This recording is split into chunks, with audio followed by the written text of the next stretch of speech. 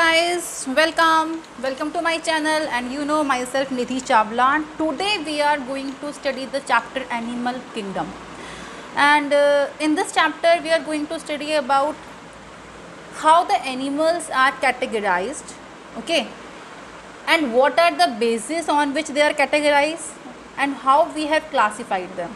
So let's start Animal Kingdom. So see the topics which we have to go through in this.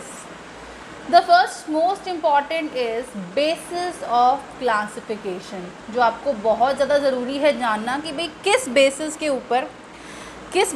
ऊपर classify करा जाता है animals को. तो क्या क्या बेसिस हैं ज़रा फटाफट देख लेते हैं हम. तो सबसे पहला जो बेसिस होता है उनका वो होता है स्ट्रक्चर का, कि भाई उनका स्ट्रक्चर कैसा है. Differences in their structure and forms of different animals. उनके स्ट्रक्चर और उनके फॉर्म्स में क्या क्या डिफरेंसेस हैं, उनके एक्सटर्नल फीचर्स कैसे हैं, इंटरनल फीचर्स कैसे हैं. What is the meaning of internal features? Organs, organ systems, tissue levels. तो इस तरीके से हम चेक करते हैं कि भाई क्या क्या डिफरेंसेस हैं. तो देखो सबसे पहला तो होता है इसके अंदर सेल. आपको पता है कि सेल्स जो होते हैं वो होते हैं दो टाइप के. कौन कौन से होते हैं जी? वो होते हैं एक तो प्रोकैरियोटिक और एक कौन से होते हैं? यूकैरियोटिक. प्रोकैरियोटिक होते हैं जिसमें कि वेल डेवलप्ड न्यूक्लियस नहीं होती and membrane bound cell organelles नहीं होते. राइबोसोम्स होते हैं, मीजोसोम्स होते हैं, इसके डिफरेंट स्ट्रक्चर्स होते हैं. यूकैरियोटिक के अंदर वेल डेवलप्ड न्यूक्लियस होती है और मेम्ब्रेन बाउंड सेल ऑर्गेनल्स भी होते हैं. सबसे पहला पॉइंट तो ये. उसके बाद में आता है नंबर ऑफ सेल. तो आप बताओ नंबर ऑफ सेल का मतलब क्या है? कि भाई हो सकता है कि ऑर्गेनिज्म सिर्फ एक सेल से बना हो सकता है कि वो मल्टीपल सेल से बना हो. So that is the number of cell. अगर वो एक सेल से बना होता है तो उसे क्या कहते हैं हम? यूनिसेल्यूलर. क्या कहते हैं? यूनिसेल्यूलर. और अगर वो मल्टीपल सेल से बना है तो उसे क्या कहते हैं हम? Multi cellular. ये सेकेंड पॉइंट है इसका. उसके बाद जो थर्ड पॉइंट बनता है वो बनता है आपका बॉडी सिमेट्री. फॉर एग्जांपल हम ह्यूमन बींग्स हैं, ठीक है. अगर हमारी बॉडी को बीच में से कट कर दिया जाए तो क्या होगा? क्या मेरे दोनों जो हाफ्स हैं वो आपस में इक्वल होंगे? एक्सटर्नली ऑफ कोर्स होंगे बट इंटरनली नहीं होंगे. ऐसा क्योंकि जो हार्ट है वो बिल्कुल सेंटर में नहीं होता. तो बट आउटर साइड से हमारी बॉडी कैसी है? हमारी बॉडी सिमिलर रहेगी. उसकी जो एक दो हाफ जो रहेंगे वो आपस में मिरर इमेजेस रहेंगे. तो ये जो सिमेट्री है, this type of symmetry is called bilateral symmetry. Nature of coelom का मतलब होता है बॉडी कैविटी जिसके अंदर फ्लूइड प्रेजेंट होता है. बॉडी कैविटी ऑर्गन्स वगैरह प्रेजेंट होते हैं. That is the body cavity. तो सीलोम प्रेजेंट है या नहीं है? देखो जो ऑर्गेनिजम्स लोअर लेवल के होते हैं, छोटे मोटे बैक्टीरिया, छोटे मोटे कीड़े मकोड़े हो गए, उनके पास प्रॉपर सीलोम नहीं होते, ठीक है. एक होता है लेवल ऑफ बॉडी ऑर्गेनाइजेशन. जो मैं बोल रही हूँ उसको प्लीज़ नोट कर लीजिएगा. Level of body organization. देखो क्या होता है, हो सकता है कि एक ऑर्गेनिज्म सिर्फ एक सेल से बना होता है तो उसका ऑर्गेनाइजेशन कैसा होगा? उसका ऑर्गेनाइजेशन होगा सेल्यूलर. हो सकता है कि वो जो बॉडी है वो टिश्यू से बनी हो तो उसका लेवल क्या होगा? उसका लेवल होगा टिश्यू का.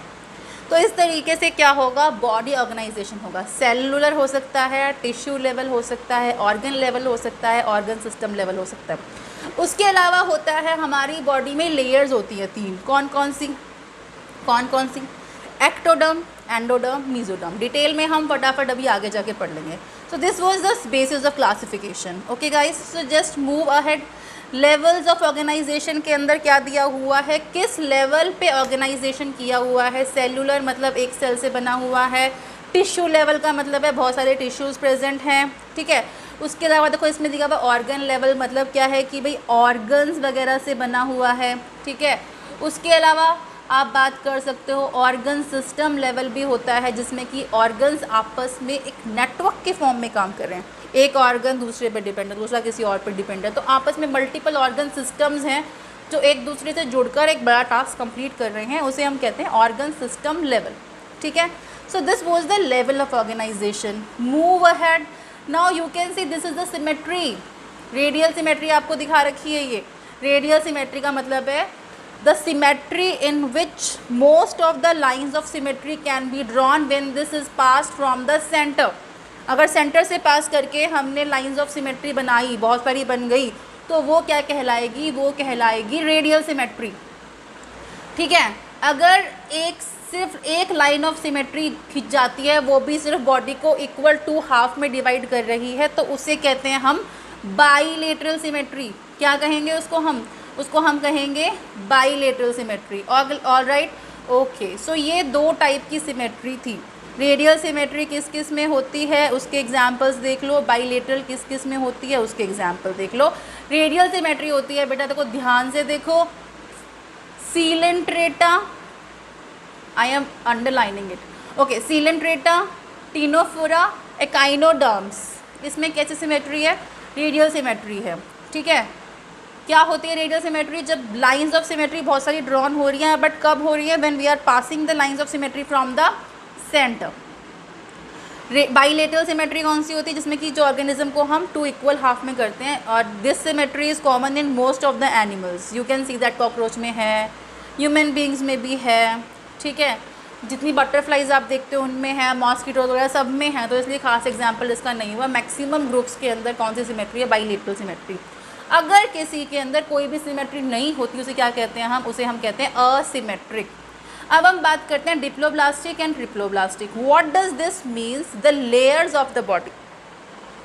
बॉडी के अंदर लेयर्स होती हैं, देखो लेयर्स कैसी होती है, आउटर लेयर है, इनर लेयर है, और बीच की जो लेयर है, मिडल लेयर है, that is linked with the development of organ system, body cavity and so many things.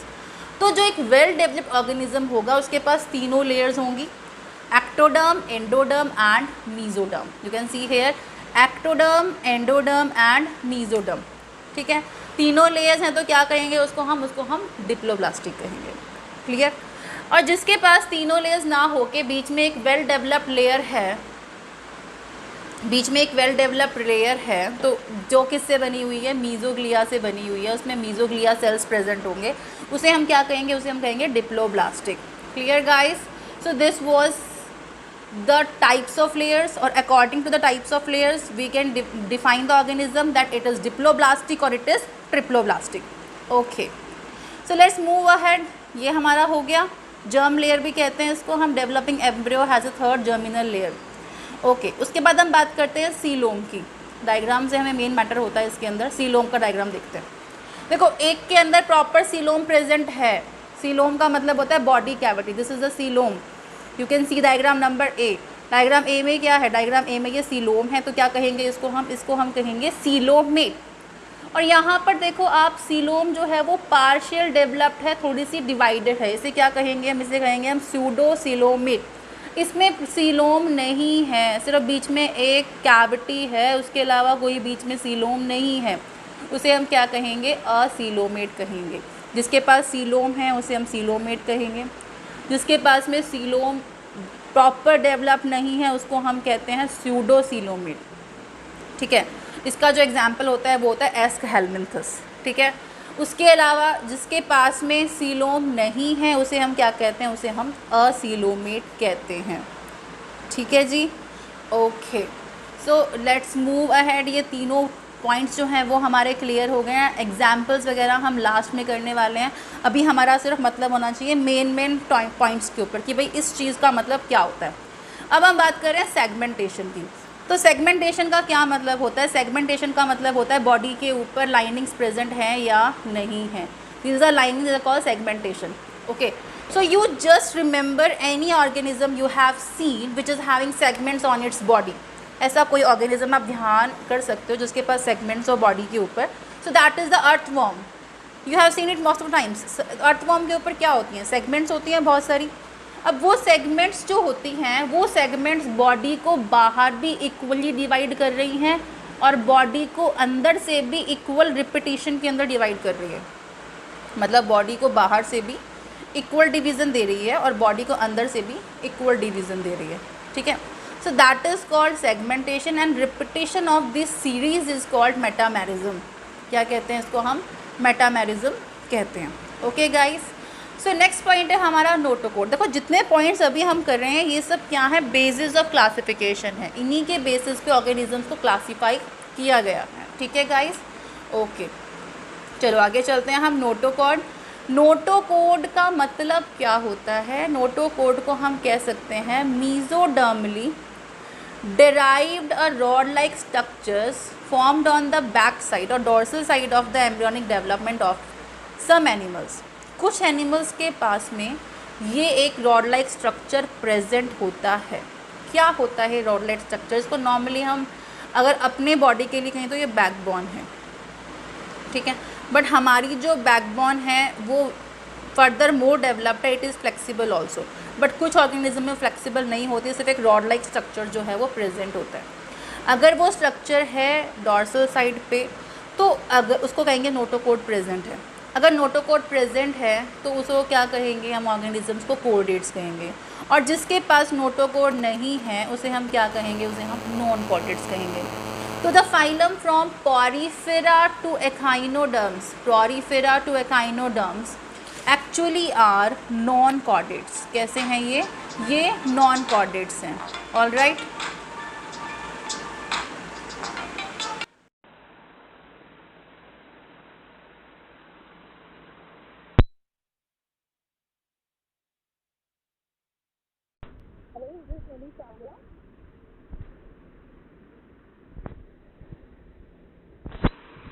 Hello, हाँ जी,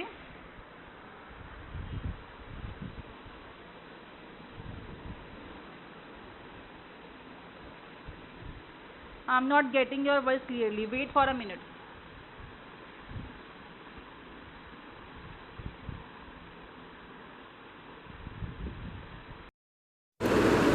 hello guys, welcome to my channel and today we are going to study about the Porifera. तो Porifera क्या होते हैं? Pores bearing organisms होते हैं, मतलब उनकी body पे क्या होते हैं? उनकी बॉडी पे बहुत सारे पोर्स होते हैं। उन पोर्स का एक और नाम है, उसे कहते हैं हम ऑस्टिया। और उन पोर्स से क्या होता है? पानी इनकी बॉडी में एंटर करता है। उसके अलावा इन पोरिफेरास का एक और कॉमन नेम है जिसे हम क्या कहते हैं? जिसे हम स्पॉन्जेस कहते हैं, स्पॉन्जेस, क्योंकि इनकी बॉडी स्पॉन्जी होती है, बिल्कुल फ्लफी होती है। ठीक है, अब इन स्पॉन्जेस के अंदर एक स्पेशल ट्रांसपोर्ट सिस्टम होता है जिसे कहते हैं हम वाटर ट्रांसपोर्ट सिस्टम और कैनाल सिस्टम। क्या कहते हैं उसको? हम कैनाल सिस्टम कहते हैं। ठीक है, पहले हम जर्नल फीचर्स की बात करते हैं according to the basis of classification we have gone through. सबसे पहली बात हम बात करते हैं इसमें symmetry. Can you see that it is having any kind of symmetry और not? It is not having any kind of symmetry. तो क्या कहेंगे इसको हम असिमेट्रिक कहेंगे। क्या कहेंगे? असिमेट्रिक। सेकेंड पॉइंट की अगर हम बात करते हैं तो इसके अंदर लेयर्स कितनी हैं? लेयर्स कितनी हैं? इसके अंदर लेयर्स सिर्फ 2 हैं, बॉडी कैविटी नहीं है और लेयर भी 2 है, इसलिए क्या कहेंगे इसको डिप्लोब्लास्टिक कहेंगे। ट्रिप्लोब्लास्टिक नहीं कहेंगे। सीलोम नहीं है तो इसको क्या कहेंगे? इसको असीलोमेट कहेंगे। क्या कहेंगे? असीलोमेट। ऑल राइट, ओके, ये जनरल फीचर्स थे इसके। असिमेट्रिक है, डिप्लोब्लास्टिक है, असीलोमेट है। ठीक है, और कहाँ प्रेजेंट होता है ये नॉर्मली मेराइन वाटर में होता है। ठीक है, generally the marine water animals में। ये तो इसके नॉर्मल फीचर्स थे। अब हम बात करते हैं कुछ स्पेशल फीचर्स की। तो स्पेशल फीचर में एक तो आ गया कैनाल सिस्टम। इसके अंदर वाटर एंटर करेगा, वाटर इससे बाहर निकल जाएगा, वाटर एंटर करेगा, वाटर इससे बाहर। भाई ऐसा प्रोसेस क्यों हो रहा है? क्योंकि इसकी जो लाइफ है वो वाटर के ट्रांसपोर्ट पर ही डिपेंड करती है। कैसे करती है? I am telling you. For example this is a साइकॉन, इसको हम साइकॉन मान रहे हैं।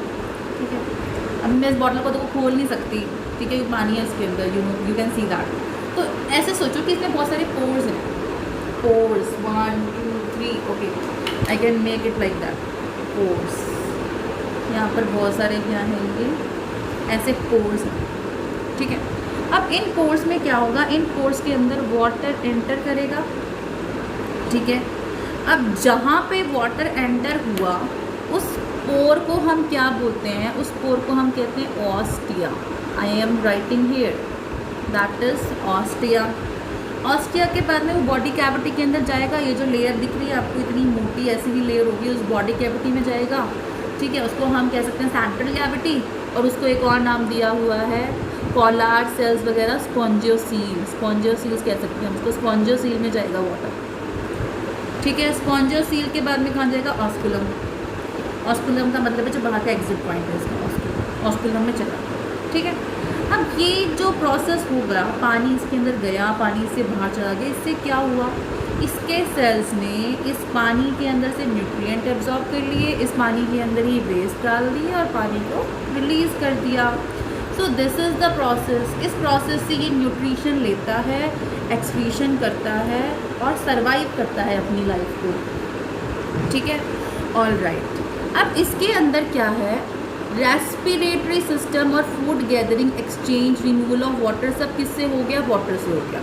अब इसके पास स्पेशल सेल्स हैं कॉइनोसाइट्स, ठीक है। कौन से सेल्स हैं, कॉइनोसाइट्स सेल्स हैं और कॉलर सेल्स हैं जो स्पॉन्जियोसील की लाइनिंग में प्रेजेंट है। अगर ये बॉडी की जो लेयर है ये स्पॉन्जियोसील है, इसकी लाइनिंग में कौन सा सेल प्रेजेंट है, कॉइनोसाइट्स सेल्स प्रेजेंट है, ठीक है। ये इसकी स्पेशल सेल्स हैं, कॉइनोसाइट्स और collar cells line the spongocoels and the canals, ये सेल्स वहाँ पर प्रेजेंट होते हैं। अब बॉडी जो है इसकी, the body supported by skeleton made up of spicules. अब बॉडी के अंदर कुछ तो रहेगा सर्वाइव करने के लिए, all have a type of skeleton, जैसे हमारी बॉडी में है अंदर पूरा का पूरा सिस्टम है, ठीक है, स्केलेटन प्रेजेंट है, इसीलिए हमारी बॉडी जो सर्वाइव कर पा रही है। तो इनके बाहर की तरफ बॉडी के ना स्केलेटन्स होते हैं, स्पिक्यूल्स होते हैं, कुछ यू कैन से कि भाई कांटो जैसे सब्सटेंस होते हैं, स्पिक्यूल्स होते हैं, मेड अप ऑफ स्पिक्यूल्स और स्पॉन्जिन फाइबर्स। अब ये इसके स्पेशल फीचर्स थे, कौन से, ostia, osculum, spongocoel. You can write in the sequence, ostia, spongocoel and osculum, responsible for digestion of the food, respiration and for excretion. All right, then this body is having a skeletal system which is made up of spicules and spongin fibers. ये special features हो गए, ठीक है। Digestion कैसा होता है, digestion intracellular होता है, इंट्रासेल्यूलर। सेक्सेस जो होते हैं इसके अंदर सेपरेट नहीं होते, मतलब एक ही ऑर्गेनिज्म के पास में दोनों सेक्सेस प्रेजेंट होते हैं। उसका टर्म क्या होता है बच्चों, उसका टर्म होता है hermaphrodite. I am underlining it over here, that is hermaphrodite, ठीक है।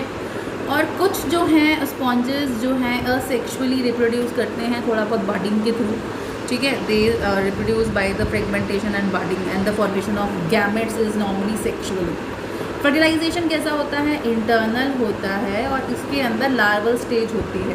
Whenever there is a larval stage during the reproduction that is called indirect development. और जो लार्वल स्टेज होती है अगर वो एडल्ट से बिल्कुल अलग होती है तो उसे कहते हैं हम indirect development, okay. So this was all about the Porifera. इसके एग्जाम्पल्स आप याद कर लो, स्पॉन्जेस जिसमें भी आ रहा है वो एग्जाम्पल्स है स्पॉन्जेस और पॉरीफेरास का। तो यहाँ पर एग्जाम्पल दिया हुआ है Sycon, Euspongia and Spongilla, Sycon, Euspongia and Spongilla, these are the examples of Porifera, okay. So let's move ahead now. Coelenterata, Coelenterata जो होते हैं वो मोस्टली कैसे होते हैं, मोस्टली मेराइन होते हैं, सेसाइल होते हैं और फ्री लिविंग होते हैं, ठीक है। इनकी सिमेट्री यू कैन सी, इनकी सिमेट्री कैसी है, इनकी symmetry they are radially symmetrical, बहुत सारी लाइंस ऑफ सिमेट्री यहाँ पर बन सकती हैं, सो दे आर रेडियली सिमेट्रिकल। इनकी लाइफ साइकिल में 2 स्टेजेस हैं, पॉलिप और मेड्यूसा। कौन कौन सी है, पॉलिप और मेड्यूसा। ये वाली पॉलिप और ये वाली मेड्यूसा है। Polyp is just like Hydra and medusa is just like umbrella, okay. तो you can see this polyp and this is medusa. Adamsia भी बोलते हैं उसको, उसको मेड्यूसा को ऑरेलिया बोलते हैं। इनके पास में तो कुछ जनरल फीचर्स अगर मैं बताऊँ आपको तो ये कैसे हैं जी, यू कैन से दैट इसमें कुछ स्पेशल जो है सिमेट्री है, that is the radial symmetry. और अगर बात करें हम एक के पास रेडियल और एक के पास में देखा जाए तो बाइलेटरल सिमेट्री है, ठीक है। नॉर्मली ये वाटर में पाए जाते हैं, ठीक है। डिप्लोब्लास्टिक होते हैं नॉर्मली ये भी, और सीलोम नहीं होता। तो ये जो है इनका लेवल ऑर्गेनाइजेशन कैसा होता है, depends on the tissues. Tissues जो है मिलकर इसमें काम करते हैं और टिश्यू लेवल ऑर्गेनाइजेशन इसका होता है। अब हम बात करें स्पेशल फीचर्स की, तो स्पेशल फीचर्स इसके पास में कौन से हैं, नीडोब्लास्ट, दे आर नीडोब्लास्ट और नीडोसाइट्स भी कहते हैं इनको। ये स्टिंगिंग लाइक होते हैं, मतलब चिपकने के लिए जो है ये रेडी होते हैं, present on the tentacles. Tentacles जो इसका बाहर का स्ट्रक्चर अभी देखा था हमने, इस तरीके से इस टेंटिकल के ऊपर ये प्रेजेंट है और स्टिंग करेंगे ये चीज़ें जो हैं, प्रेज जो हैं उनको स्टिंग करके, ठीक है, उसको जब प्रेज को खाना है तो वो स्टिंकिंग के लिए उसको रिस्पॉन्सिबल होंगे। ये इसका स्पेशल फीचर्स हैं। दे हैव नीडोब्लास्ट और cnidarian cells. Cnidarians exhibit tissue level of organisation and are diploblast. They have a central gastrovascular cavity. Gastrovascular cavity का मतलब क्या है? माउथ होना और एनस होना। माउथ और एनस है। माउथ ऑन हाइपोस्टोम, हाइपोस्टोम पे माउथ है। डाइजेशन इसका कैसा है? एक्स्ट्रा सेलुलर भी है और इंट्रा सेलुलर भी है।